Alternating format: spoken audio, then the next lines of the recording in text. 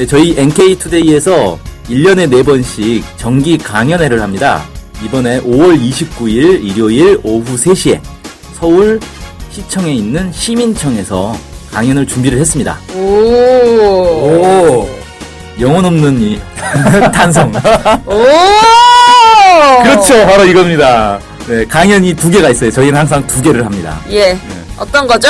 첫 번째는 7차 당대회의 내용과 의미. 따단.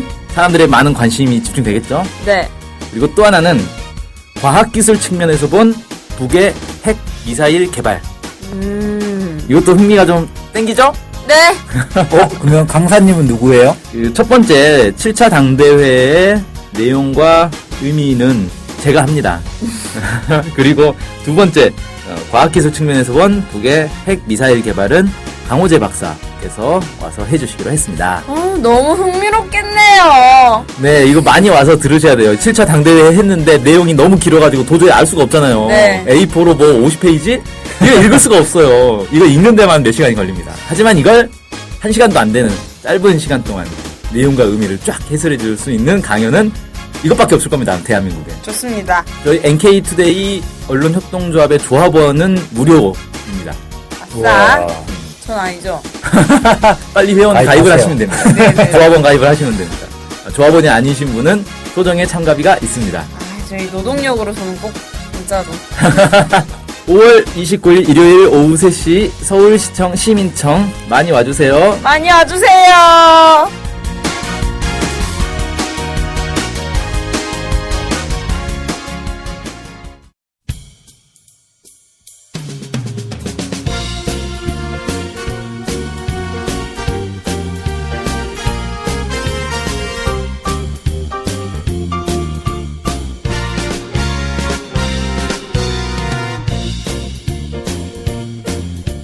안녕하세요. NK투데이 김준성 기자입니다. 안녕하세요. 문경환 기자입니다. 안녕하세요. 진행자 윤탱입니다. 네, 드디어 열렸네요. 예 끝났네요. 끝났네요. 열리자마자 끝났네요. 자, 저희가 예전부터 당대회 관련해서 진짜 북에서 많이 강조하고 있는 만큼 좀 오래 다루지 않았나요? 기사로? 그렇죠. 북에서 네. 강조해서 다룬 건 아니고요. 북에서 강조를 안 했나요? 아니요, 강조를 했죠. 북에서는 아주 강조했죠. 외신에서도 집중을 많이 했었던 것 같아요. 네, 그렇죠. 한국에서도 거의 북만큼 강조를 하던데요. 네. 어. 거의 뭐 실시간 생중계를 하고 싶었으나 할 수가 없는 안타까운. 네네. 아쉽네요. 그 당대회가 시작했다가 끝났다고. 네, 벌써 끝났습니다. 네, 하신데 좀 그렇게 강조하고 여러 나라에서 관심을 가진 만큼 중요한 내용들이 나왔을 것 같은데 주로 어떤 이야기들이 나왔나요? 네, 오늘은 이제 7차 대회에서 있었던 사업 총화 보고 내용을 한번 살펴보죠. 예. 네, 그래서 이제 사업 총화 보고가 무려 A4로 70페이지라는 소문이 돌고 있습니다. 네, 네, 그거 오마이뉴스- 여백이 좀 크죠. 오마이뉴스에 전문이 떴더라고요.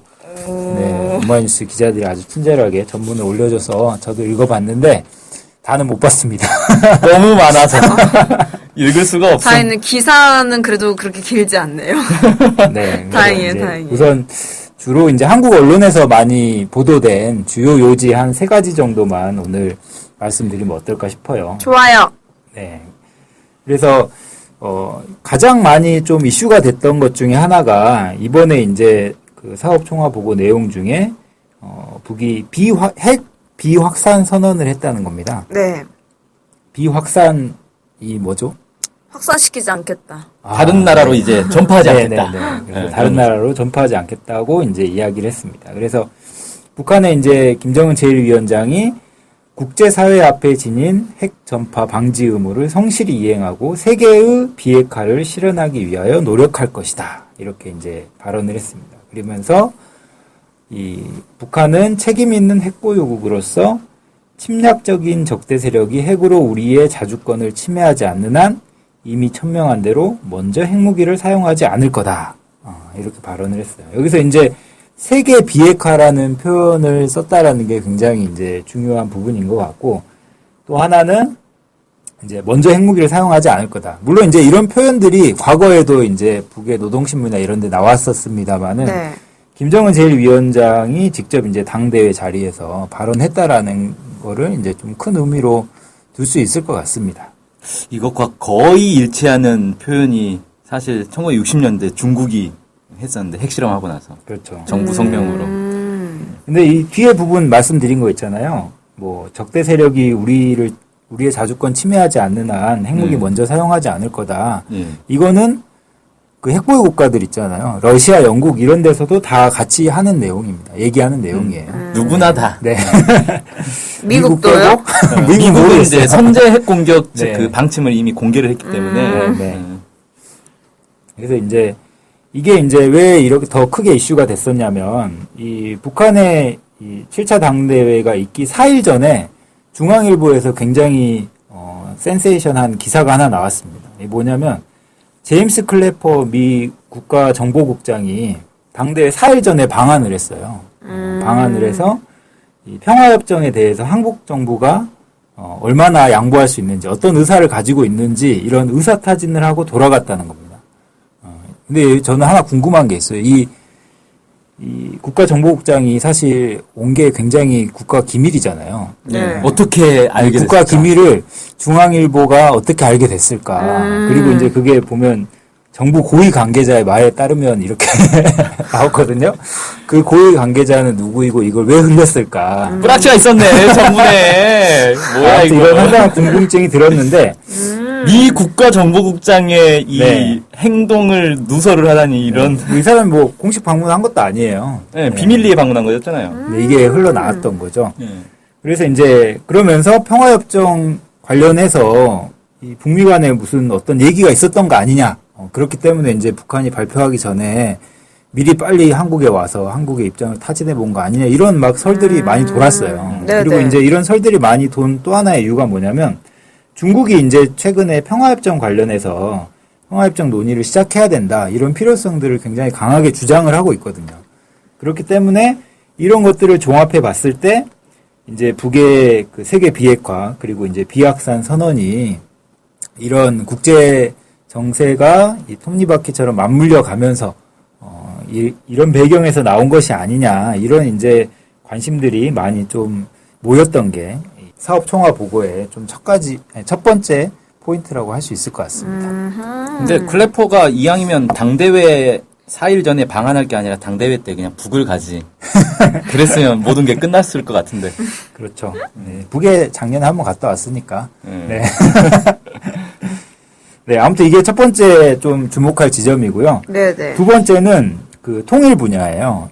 통일 분야에서 이 북이 남북 군사 당국 회담을 제안을 했습니다. 그래서 이제 그 내용을 좀 보면은 북에서 이번에 그 사업 총화 보고를 하면서 이 조국 통일 3대 연장을 강조를 했습니다. 이 조국 통일 3대 연장을 일관하게 틀어지고 통일의 앞길을 열어 나가야 한다라고 하면서 자주적 통일을 위한 절박한 문제는 남북 관계를 근본적으로 개선하는 거다. 좀 이런 입장을 밝혔고요. 또 하나는 이제 이거는 그 한국 정부에 좀 요구를 하는 건데 이 통일을 위해서 남측이 태도를 바꿔야 된다라는 겁니다. 그 중에서 첫 번째가 이제 한국 정부가 그 이 민족 간의 대결 관념을 버리고 두 번째는 화해와 단합에 저촉되는 법률 제도적 장치를 없애고 세 번째는 여러 분야의 각급에서 대화 협상을 발전시켜서 오해와 불신을 해소해야 된다라는 겁니다. 그래서 이제 이게 무슨 내용이냐면 이 화해와 단합에 저촉되는 법률 제도적 장치는 뭐가 있을까요? 국가보안법. 그렇죠. 이제 오. 국가보안법. 네, 국가보안법을 폐지하라는 거고 예, 예. 그 다음에 그 대북전단 살포 있잖아요. 네. 대북전단 살포나 아니면 이 체제 흡수 통일 그런 정책들 이런 것들 제도적 장치가 혹시 국가정보원도 들어가지 않으려나요? 국정원. 그럴 수도 있겠네요. 네, 아무튼 그런 것들을 이제 없애야 된다는 거죠. 그런 이제 주장들을 했고요.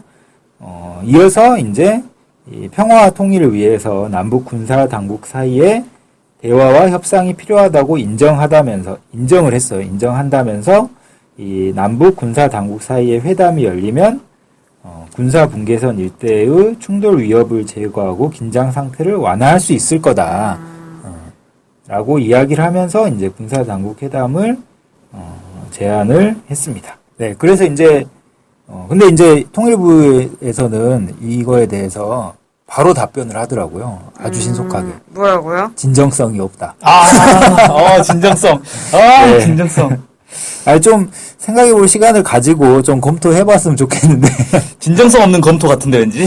네, 바로 답변을 했습니다. 무슨 연인사인가요? 어떤 얘기를 해도 받아들여지지 않는 그런. 한번 싸운 연인. 네, 한번 싸운, 크게 싸운. 진짜 너무한다. 아니, 이런 거 좀, 입장을 발표할 때는 하루 정도 기다렸다가, 그래도 심사숙고해서 답변한다라는 느낌을 줘야 될 거 아니에요. 진정성 없는 것도 어떤 항목 때문에 진정성이 없어서 어떻게 하면 우리가 이렇게 해보자 하는 건데, 그냥 끝 아니에요? 네, 진정성. 진정성. 이거는 마치, 애인이 화났는데, 막 미안하다 그러니까, 너의 사과에는 진정성이 없어. 그러면서 화를 안 풀어주는, 너무 힘들죠? 도저히 감당이 안 되는. 좀 해주지. 예, 아무튼 이런 이제 군사당국 회담 제안이 있었습니다. 근데 이제 군사당국 회담 제안 같은 경우도 예전에 있었잖아요. 네. 그렇죠. 예전에 이제 군사당국 회담이 제안이 있었었고 이번에 이제 그런 것을 다시 한번 이제 언급한 걸로 보이고. 근데 이번에 이제 이야기한 내용들이 사실 박근혜 정부가 받아들이기는 거의 불가능한 내용이에요. 국가보안법 폐지나 대북전단 살포나 거의 박근혜 정부가 할 리가 없잖아요, 지금. 어차피 안 될 거를 지금 얘기한 건가요, 그럼? 그건 아닌 것 같고, 이제 이게 7차 당대회가 지금 36년 만에 열렸잖아요. 네. 이건 이제 좀 장기적인 안목을 놓고, 박근혜 정부가 뭐 100년 만년 하는 것도 아니고 지금 2년밖에 안 남았었잖아요. 그래서 이제 2년이나. 장기적으로 남북 사이에 이런 문제들을 해결시켜 나가야 된다. 좀 이런 이야기가 좀 깔려 있는 것 같습니다. 네네. 네, 그 다음 이게 이제 두 번째 이야기였고, 세 번째 얘기를 좀 넘어가 보죠. 세 번째는, 경제 얘기입니다, 경제. 경제 얘기예요. 그래서 국가 경제 발전 5개년 전략을 선포를 했습니다. 네. 전략. 네. 그래서 이제 2016년부터 시작해서 2020년까지 이 5개년 전략을 선포를 했는데요. 비전 2020인가요? 그렇게 표현할 수도 있겠네요. 네. 그래서 이제 5개년 경제발전 전략의 목표는 당의 새로운 병진 노선을 틀어지고 에너지 문제를 해결하면서 이 경제의 선행 부분, 기초공업 부분을 정상 궤도로 올려놓고 농업과 경공업 생산을 늘려서 인민 생활을 결정적으로 향상시켜야 한다. 라고 제시를 했습니다. 이걸 이제 좀 쉽게 얘기하면 전력 문제를 우선 해결하겠다는 거죠. 전력 문제를 해결하는 거고, 그리고 경제 발전, 그 다음에 실제 그 사람들이 먹는 문제, 그 다음에 필요한, 생활에 필요한 물건들 있잖아요. 뭐 경공업이라고 할 수 있겠는데, 이런 부분들이 이제 중심골이라는 거죠. 중심이고, 이런 것들을 하기 위해서 원자력 발전소 건설을 포함해서 발전소의 뭐 생산 공정이나 시설 정비 보강도 하고, 뭐 발전 설비 효율도 증가시키고 아무튼 국가적인 통합 전력 관리 체계를 구축하면서 이런 경제 발전 전략을 좀 제시를 했습니다. 그 다음에 이제 이런 5개년 경제 발전을 위해서 대외 경제 분야를 좀 언급을 또 했는데요. 대외 경제 분야에서는 경제개발국을 이제 계속 발전을 시켜서 투자를 받고 운영을 활성화시켜야 된다. 그리고 이제 관광을 활발하게 이제 늘려야 된다. 이렇게 이제 이야기가 나왔고요. 그 다음에 대외 무역에서도 신용을 지키고 이런 가공품 수출과 무역, 그 다음에 서비스 무역 이런 비중을 높이는 방향에서 무역 구조를 개선해야 된다. 그렇게 발언이 됐습니다. 신용을 그동안 좀 잘 안 지켰나 보네요. 신용을 잘 지키기가 어려운 조건이었겠죠. 워낙 대외 무역을 할 수 있는 조건이 잘 안 됐기 때문에. 그 다음에 이제 또 강조한 부분이 과학기술 부분입니다. 경제 분야에서. 과학기술 부분에서 첨단 돌파전을 벌려야 된다고 하면서 우주과학기술을 더욱 발전시켜서 첨단 기술의 집합체인 실용위성들을 더 많이 제작하고 발사해야 된다라고 강조를 했어요. 네, 그래서 인공위성을 앞으로 더 계속 개발을 하고 발사를 할 것으로 보입니다. 네, 이렇게 이제 경제발전 5개년 전략을 이야기를 하면서 북한이 이제 경제발전과 핵무력 이 병진 노선으로 어떻게 이제 지금은 북의 안보가 이제 거의 담보가 되는 상황이잖아요. 그래서 이제 그 힘을 경제발전으로 쭉 이 5년 동안 집중하겠다. 좀 이런 전략들을 선포한 것으로 보입니다. 네. 어쨌든 이 전력 문제, 그 다음에 인민 생활, 특히 이제 먹는 문제 이런 걸 5년 안에 해결하겠다 이거 아니에요. 그렇죠. 2020년이면 이런 문제들을 다 해결하겠다. 먹는 문제랑 전력은 이렇게 부족하지 않지 않나요? 아직은 뭐 남아도는 상황은 아니니까 부족한 상황이긴 하죠. 그러니까 농업 같은 경우도 이게 쉽게 말해서 식량 자급률은 높지만 어쨌든 절대 필요량에서 부족하기 때문에 계속 수입을 해야 되는 거잖아요. 네네. 근데 그 수입을 하지 않고도 자체로 해결할 수 있는 수준까지는 올라가겠다라는 게 기본 목표일 것 같고 당연히 전력도 마찬가지로 지금 이제 나선 같은 경우는 러시아에서 이렇게 전력을 받아오는 그런 이제 사업들도 있는데 그런 거 없이 독자적으로 전력을 다 필요한 전력은 독자적으로 생산하겠다 뭐 이런 목표를 세우지 않았을까. 그래서 그때 태양열 그 돌리는 어떤 회사가 전력이 남으니까 국가로 그걸 준 거군요. 아, 그렇구나. 저는 여기서 눈여겨 보이는 게 핵발전소를 더 건설하겠다라는 네. 발표가 아주 눈에 띄네요. 네, 원자력 발전소 건설하면 전력난은 거의 대부분 해결이 되겠죠. 우리나라에서 약간 싫어할 수도 있겠네요.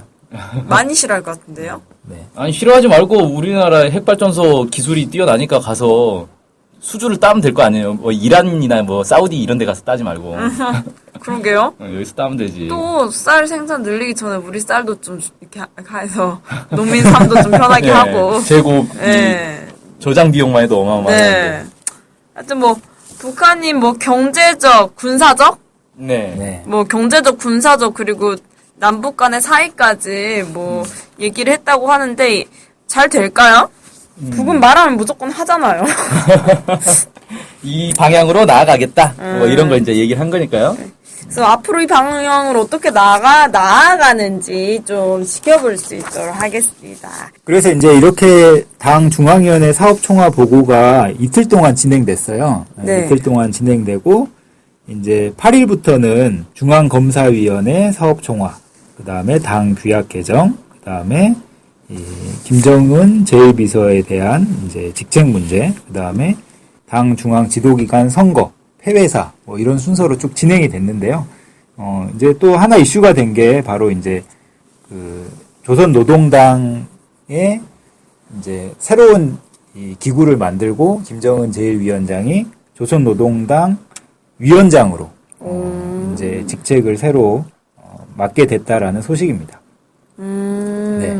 그래서 이제 원래는 조선노동당 제1비서였어요. 네. 네, 제1비서였다가 이번에 조선노동당 위원장이 된 거죠. 네, 위원장으로 선출이 됐습니다.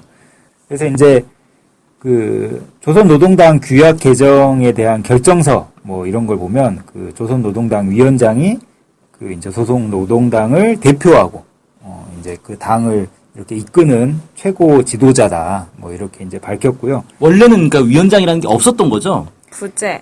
네, 조선노동당 위원장이라는 직책은 과거에 이제 1949년 6월 30일 날 예전에는 이제 남조선 노동당, 북조선 노동당을 들어봤어요? 네. 뭐 줄여서 남노당이라고 하고 막 그랬었는데 이 남북 노동당이 그때 합당을 했어요. 통합했어요. 네, 통합하면서 조선 노동당으로 통합이 됐거든요. 그때 당시에 이제 김일성 주석이 조선 노동당 위원장으로 선출되고 그리고 이제 뭐 박헌영이 이제 부위원장 뭐 이렇게 이제 선출됐었던 적이 있었죠. 그러다가 이제 1966년에 북한이 이제 당 직책을 한번 바꿔요. 총비서직을 신설을 해요. 네, 총비서직을 신설을 하고 당 위원장직을 폐지를 합니다. 그러면서 이제 뭐 비서국이라는 거를 같이 신설을 했었죠. 네, 그런 이제 체계를 쭉 가다가 이번에 다시 50년 만에 이제 조선노동당 위원장직이 새롭게 신설된 겁니다. 네. 그 다음에 왜 비서국이 없어졌다 뭐 이런 얘기가 있잖아요. 네, 그래서 비서국이 명칭이 바뀌었습니다. 명칭이 정무국으로 바뀌었어요.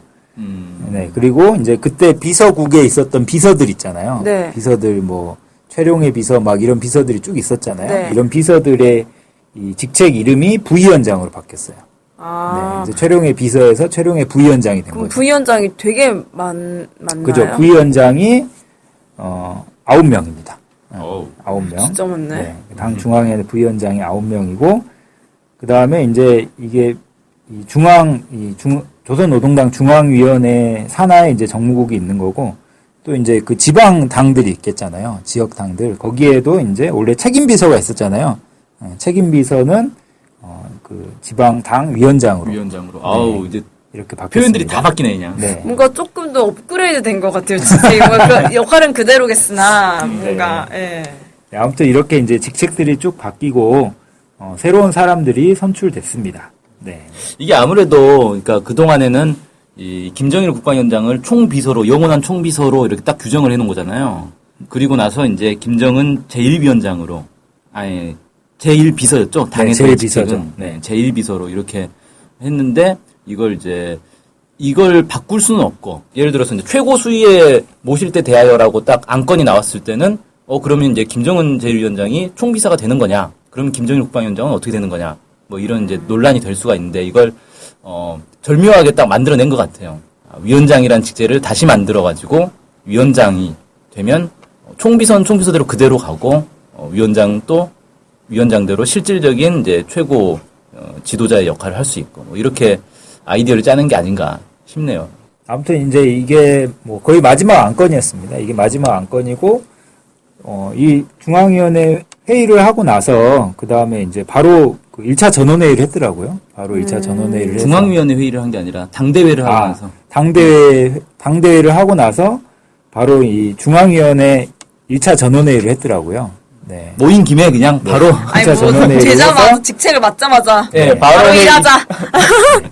이 전원회의에서 이제 주요 간부들을 또 임명을 했습니다. 아. 이제 각 부들이 있어요. 뭐 조직 주도부, 뭐 선전 선동부, 뭐 이런 부장들 임명하고 노동신문 책임주필이나 뭐 이제 이런 주요 직책들을 쭉 임명을 했습니다.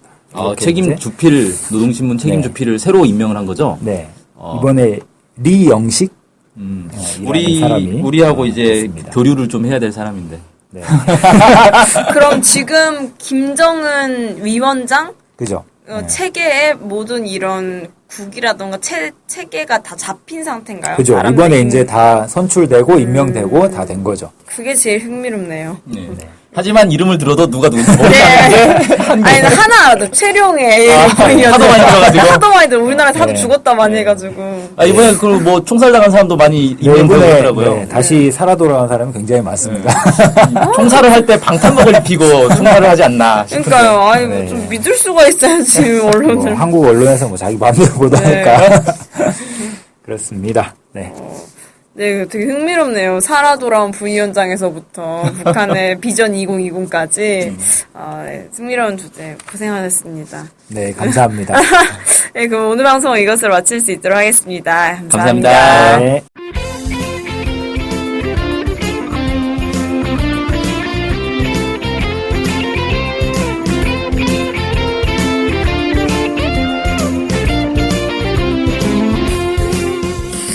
좋네요. 마셔보니 어때요? 아, 근데 물 타 마셔도 될 만큼 아주 진한데요? 네, 이게 충남 공주의 유급 명곡리에서 알칡만 모아가지고 만들어서 아주 달고 진합니다. 아, 근데 이게 칡즙이 어디에 좋은 거죠? 그 동의보감에 따르면은 술독을 풀고 갈증을 막는데 좋다고 나와 있네요. 네, 그리고 혈액순환 개선, 혈당 조절에도 좋다고 하더라고요. 에스트로겐 들어보셨죠? 예. 여기에 석류 600배 이상 많아가지고 이 에스트로겐이 여성들의 갱년기에 좋다고 합니다. 중금속 해독에도 효과가 있다 그러네요. 아, 아주 좋네요. 그럼 이제 황사의 계절이 왔는데 꼭 마셔야겠어요. 네, 이거 이름이 뭐죠? 도당골 칡즙이라고 합니다. 아, 가장 중요한 가격은 얼마인가요? 네, 50호에 5만 원입니다. 한 개에 1,000원꼴이에요.